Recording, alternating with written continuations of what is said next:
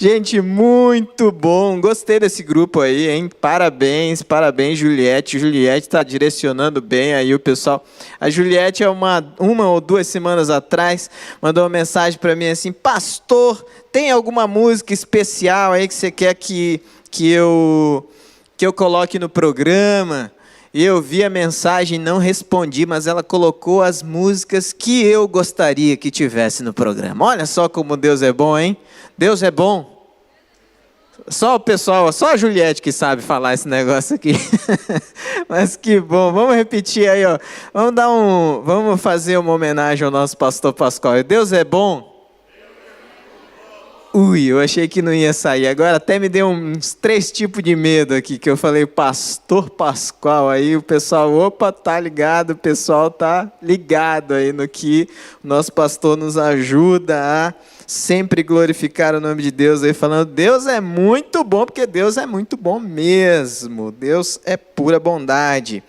Semana passada nós olhamos para 1 Pedro, quase esbarro aqui quase escorrego aqui. Semana passada olhamos para 1 Pedro e hoje vamos ler e estudar 2 Pedro. Então, 2 Pedro, capítulo 3, do versículo 7 ao versículo 11. 2 Pedro, capítulo 3, do versículo 7 ao versículo 11. Essa carta, 2 Pedro, é bem pequenininha, você tem 3 capítulos. O primeiro capítulo você vai encontrar novamente uma ênfase ao sofrimento, à luta que nós vivemos no dia a dia da nossa vida, uma vez que essa carta é endereçada a um grupo que está fugindo da perseguição. No capítulo 2, você vai perceber uma ênfase aos falsos mestres, falsos profetas, falsos líderes. Eu acho que numa linguagem de hoje, aos falsos pastores, né? Será que tem falso pastor? O que vocês acham? Pessoal que está em casa, o que vocês acham? Tem falso pastor? Eu acho que tem, eu acho que deve ter aí uns falsos pastores aí, dando uma de pastor e, na verdade, só com o interesse de manipular, persuadir, se dar bem na vida, nas custas do sofrimento alheio. Pode ser que tenha, eu imagino que tenha, eu tenho, às vezes, quase certeza que tem, porque eu vejo, às vezes, umas coisas na internet, assim, eu fico, será que isso aí está na Bíblia ou é invenção? E eu lembro que na minha época de jovem, agora eu posso dizer assim, né, já tenho 41 anos. Eu sei que não parece, parece 60 ou mais, né, mas eu já tenho 41 anos. E na minha época de juventude tinha uma música assim, ora e confia, preste atenção. Se não está na Bíblia, é tudo invenção. Legal essa, né? Quem conhece essa letra? Ninguém, né? Puxa vida, é mais de 60 mesmo. Pessoal da música aí, alguém conhece essa? Ninguém, nem vocês, nem você. A Juliette, eu sabia que a Juliette... Juliette, você tem que voltar toda quarta-feira, viu? Vou pedir pro pessoal da escala sair, todo mundo, e você que vai conduzir agora. Porque a Juliette está sempre fazendo assim para mim, está dando uns positivos, tá aí, ô pastor, e coisa e tal. É assim que a gente eleva a nossa autoestima, né? E às vezes está meio baixo, mas a Juliette vem e coloca lá para cima. Obrigado, Juliette. Mas quando nós olhamos para esse texto aqui, ele também é um texto que nos faz pensar não somente nos falsos mestres e no sofrimento, porém na volta de Jesus. E eu gostaria de ler aqui com vocês, 2 Pedro, capítulo 3, do versículo 7 ao versículo 11. A palavra de Deus nos diz assim, preste bem atenção no que a santa palavra de Deus nos diz. Pela mesma palavra, os céus e a terra que agora existem, têm sido guardados para o fogo, estando reservados para o dia do juízo e da destruição dos ímpios. Mas há uma coisa, amados, que vocês não devem esquecer, que para o Senhor um dia é como 1000 anos, e 1000 anos são como um dia.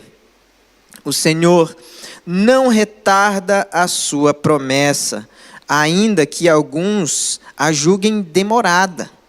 Pelo contrário, Ele é paciente com vocês, não querendo que ninguém pereça, mas que todos cheguem ao arrependimento. Porém, o dia do Senhor virá como um ladrão. Naquele dia os céus passarão com um grande estrondo e os elementos se desfarão pelo fogo. Também a terra e as obras que nela existem desaparecerão.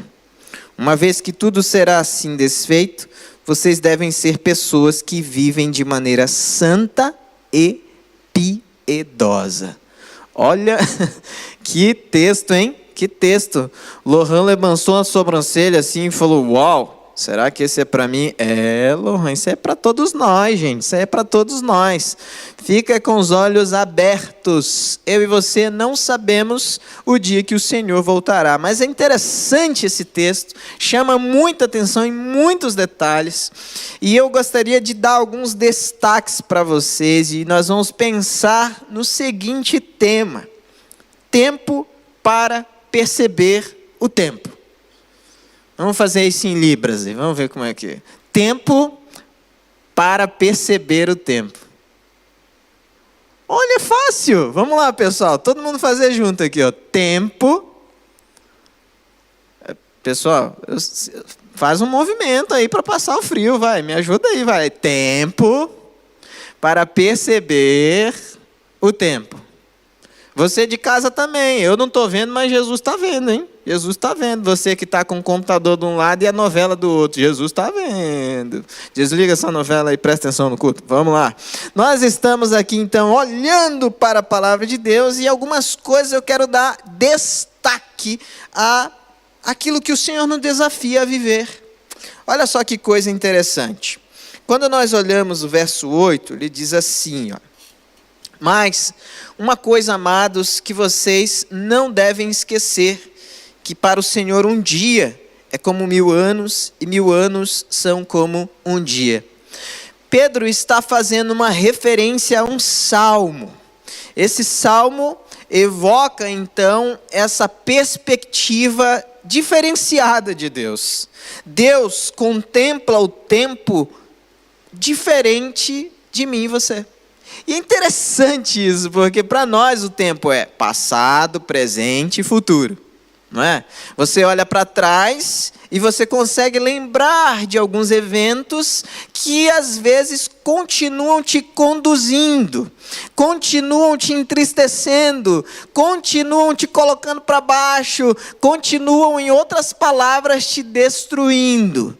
Mas algumas pessoas olham para esse espelho da alma e olhando para trás, tem aquelas lembranças que te motivam, que te alegram, que te deixam mais próximos de Cristo, que te fazem lembrar e se associar ou estar associado constantemente ao Senhor.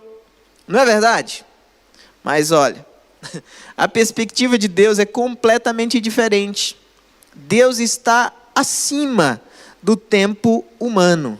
Ele consegue contemplar o passado, o presente e o futuro. Ele sabe de cada detalhe do nosso tempo. E às vezes nós não temos tempo para perceber o tempo. Um exemplo, uma coisa prática para você refletir. Relata em poucas palavras, e eu diria essas palavras mentais aí, o que você fez hoje que te deu muita alegria, te deu muito prazer. Ainda há pouco o Taylor leu aqui para nós o texto de Filipenses capítulo 4, versículo 8, que nos faz colocar na nossa mente, nos nossos lábios, tudo que é bom, tudo que é agradável, tudo que é de boa fama, tudo que tem um bom testemunho e que glorifica o nome de Deus. Nesse dia foi isso que ocupou sua mente? Nesse dia foi isso que direcionou você? Ou nesse tempo, você se encheu de reclamação, de perspectivas destrutivas, de coisas negativas que te empurram para baixo e que te fazem ver somente as dificuldades, as limitações e os problemas? Bem, a perspectiva de Deus não é assim, Ele não vê problemas. Deus vê matéria-prima diante dele, que pode ser transformada em uma forma de glorificar o seu nome. Geralmente nós falamos aqui daquele grande confronto entre Davi e Golias. E é fácil de lembrar que quando Davi estava levando ali os seus pães e os queijos para os seus irmãos, todo o exército via Golias, o grande problema. Davi viu Golias, a grande oportunidade de glorificar o nome de Deus. Porque na perspectiva divina e na perspectiva de Deus, quando nós entendemos essa perspectiva, ou clamamos a Deus para compreender essa perspectiva, sabe o que acontece? Nós começamos a perceber o tempo de acordo com como Deus percebe. Começamos a perceber as coisas, as situações da vida como Deus percebe. E olha que grande desafio é esse, porque para nós que contemplamos o tempo de uma forma horizontal, não conseguimos olhar de cima para baixo, de forma verticalizada, o tempo ele somente nos revela dificuldades, problemas, ou às vezes surge como oportunidade de desenvolvimento, mas nem sempre é assim. Mas para Deus, tudo tem um fim: glorificar o seu santo nome. Romanos 11:36 é bem claro quando Paulo escreve isso, dizendo que todas as coisas foram criadas por Ele, para Ele e para a glória dEle. Todas as coisas, inclusive as coisas que nós só interpretamos na nossa mente, no mundo subjetivo. Aquilo que nós não conseguimos materializar, que não está diante dos nossos olhos, só no imaginário. Isso também foi criado para a glória e louvor do nome de Deus. Mas dentro do tempo dele, como é que tem sido para você? Você tem buscado se encaixar no tempo de Deus ou tem imposto a sua perspectiva ou o seu tempo sobre Deus? Você tem procurado entender o projeto de Deus com todas as suas forças e razão ou tem procurado o auxílio do Espírito Santo para compreender? O nosso esforço é desgastante. O nosso esforço abala a nossa estrutura emocional, a nossa alma. Mas quando nós confiamos em Deus, quando nós lançamos sobre Ele toda a nossa ansiedade, como diz no primeiro livro de Pedro, Ele cuida de nós. Ele tem cuidado de nós. Então, lançar sobre Deus as nossas ansiedades, as nossas aflições, os nossos anseios, é poder descansar, gente. Mas o versículo 9 nos diz assim: o Senhor não retarda a sua promessa, ainda que alguns o julguem demorada. Pelo contrário, Ele é paciente com vocês, não querendo que ninguém pereça, mas que todos cheguem ao arrependimento. Quando eu olho para esse versículo, eu descubro que ao perceber o tempo de Deus, Deus está nos concedendo uma oportunidade de arrependimento diariamente. Isso é lindo demais. Lamentações, capítulo 3, vai nos dizer que nós não somos consumidos por causa da misericórdia do Senhor. Você sabe o tipo de delinquente que é você. E tem alguns aqui que estão bem parecidos com os delinquentes mesmo, com uma touca, uma máscara, a gente só consegue ver o olho, nem consegue identificar. Eu confesso que se passar no corredor, eu vou passar meio assim acuado. Porque está frio aqui, tá? Pessoal do Maranhão, pessoal do Pará, eu vi que tinha um monte de gente do Maranhão, de Recife, então está frio, então é só brincadeira, tá bom, gente? Se bem que se viesse algum delinquente aqui, ele também seria bem-vindo para ouvir a mensagem do Senhor, não é verdade? Mas sabe, nós todos temos algum tipo de erro, de pecado, de inclinação para o mal. E é por causa disso, então, que a volta do Senhor ainda não aconteceu. Além do tempo de Deus ser diferente do nosso tempo, A misericórdia de Deus se renova a cada manhã, nos dando uma nova oportunidade de sermos pais melhores, maridos, esposas, filhos, tios, tias, profissionais melhores, servos, servas de Deus, que levam mais a sério e fazem o melhor que pode para a glória de Deus. Outro dia meu filho ficou muito chateado, porque ele não conseguiu fazer um trabalho do jeito que ele imaginou que ele conseguiria fazer o trabalho para levar para a escola. E aí no final do dia, a gente sempre ora junto, lê um texto bíblico, conversa sobre aquilo. E aí ele falou que ele estava chateado com aquele negócio. E eu falei, mas filho, me diz só uma coisa. Você fez o melhor que você pôde? Eu fiz, pai, mas não saiu como eu queria. Então fique feliz de ter feito o melhor que você pôde. Porque nem sempre o que nós imaginamos, o que nós planejamos, o que nós idealizamos, vai acontecer do jeito que nós elaboramos na mente. Nem sempre. Para dizer a verdade, na maioria das vezes, não acontece. Porque nós colocamos tantas flores na nossa imaginação, e aí quando surge a situação no real, parece que surge de uma forma decepcionante, né? Você olha, nossa, mas não é nada do que eu imaginei. Mas desfruta daquilo que está diante de você. Desfruta daquilo que está diante de você. Essa esposa que está diante de você, elogia, agradece a Deus pela vida dessa mulher. Esse marido que está aí com você, agradece a Deus pela vida desse marido. Esse filho, essa mãe, esse pai, esse funcionário, esse chefe, esse emprego. Tem gente que está há 9 meses que não tem onde trabalhar. Agradeça a Deus por aquilo que Deus está te dando como oportunidade de desfrute, assim como uma oportunidade de experimentar e de viver o arrependimento. E no versículo 10 e 11, a palavra nos diz assim, porém, olha isso aqui, gente, o dia do Senhor virá como um ladrão. Naquele dia, os céus passarão com grande estrondo, e os elementos se desfarão pelo fogo. Também a terra e as obras que nela existem desaparecerão. Uma vez que tudo será assim desfeito, vocês devem ser pessoas que vivem de maneira santa e piedosa. Primeira coisa, o dia do Senhor virá como um ladrão, ou seja, surpresa. Jesus virá de forma tal que nós seremos pegos, algumas pessoas serão pegas de surpresa. Por isso há um grande desafio aqui.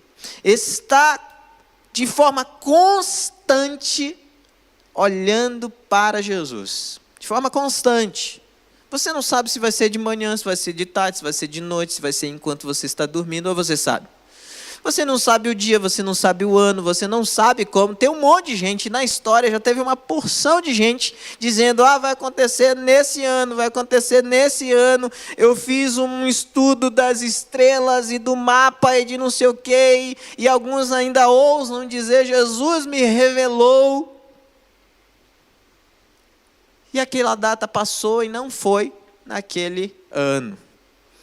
Porque vai ser uma grande, estrondosa surpresa, um evento onde o mundo inteiro perceberá. O mundo inteiro perceberá. Mas e você? Está alerta? Você está alerta enquanto você está dirigindo? Você está alerta quando aquela pessoa passa e te fecha?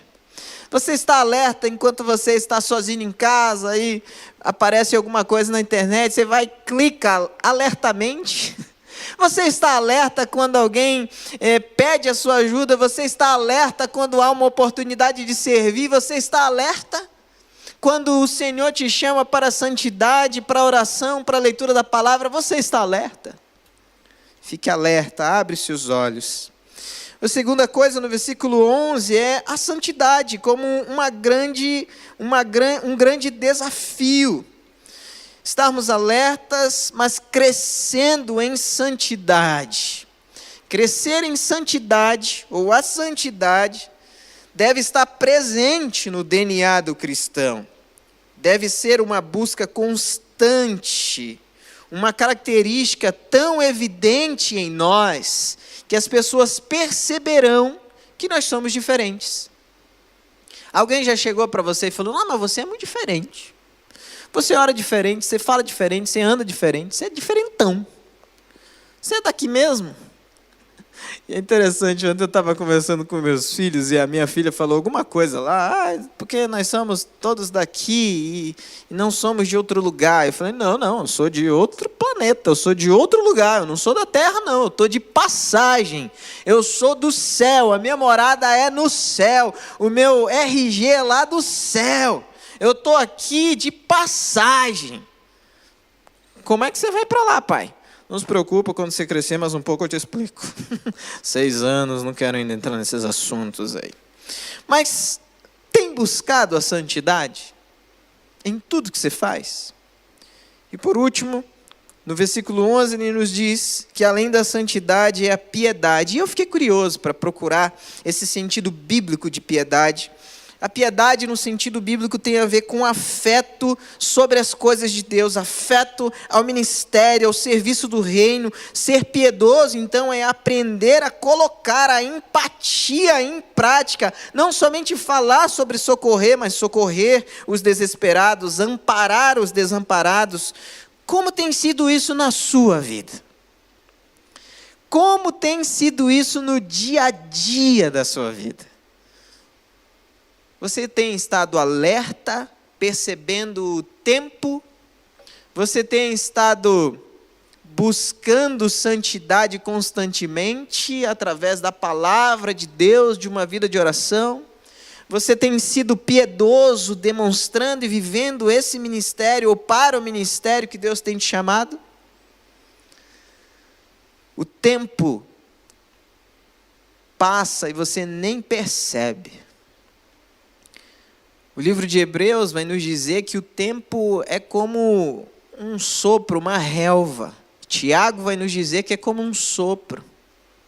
O livro de Salmos vai nos dizer que é como uma brisa que passa.